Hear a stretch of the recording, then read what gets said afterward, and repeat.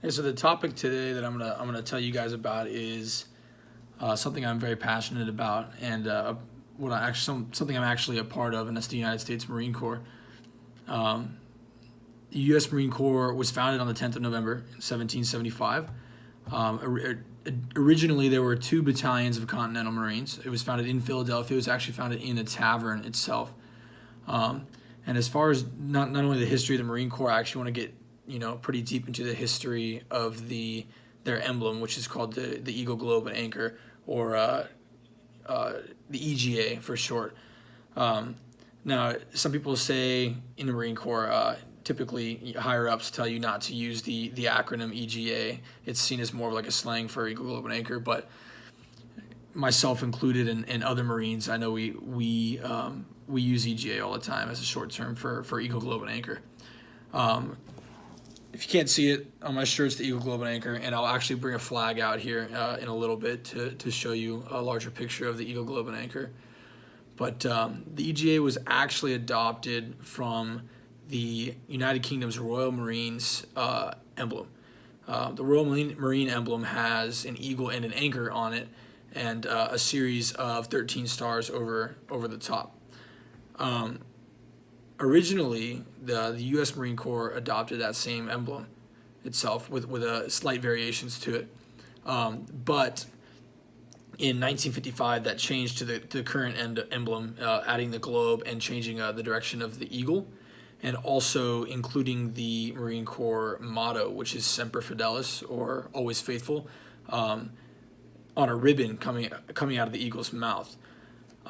The emblem is a huge part of the Marine Corps. The EGA is on our covers, it's on our blouse, it's on our trousers, it's everywhere. It's on our boots even too. The EGA is the symbol of the Marine Corps to its core. It's what makes the Corps. It's what makes the Marines. It's what people wear: stickers, tattoos. Just in general, when anyone thinks of the Marine Corps, they think of the Eagle, Globe, and Anchor. Now, originally, the official emblem for the Marine Corps is more than just the Eagle, Globe, and Anchor. It's actually a seal. It has words around it.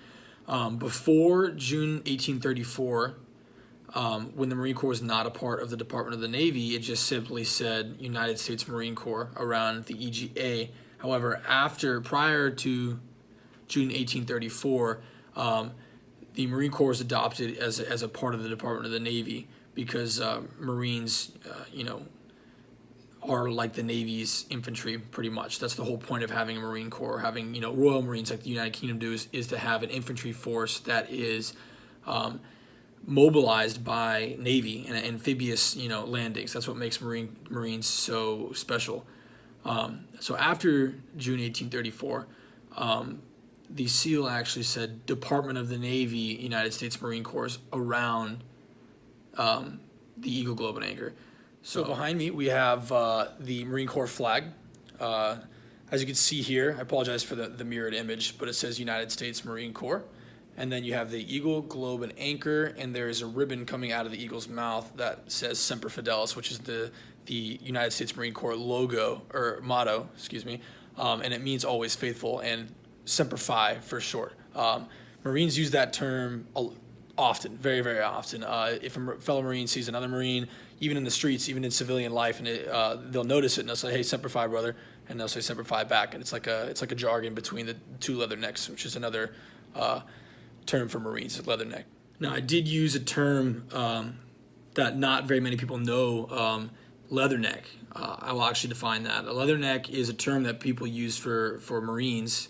It's pretty common to be used, actually. There's even a Marine Corps base called Camp Leatherneck, and that originates to the British Royal Marines, which of course we fought in the American Revolution. And a lot of British Royal Marines would wear a leather collar around their necks to keep their posture straight and proper. So the term was given to Marines, both Royal Marines and United States Marines alike. The term leatherneck was given to them.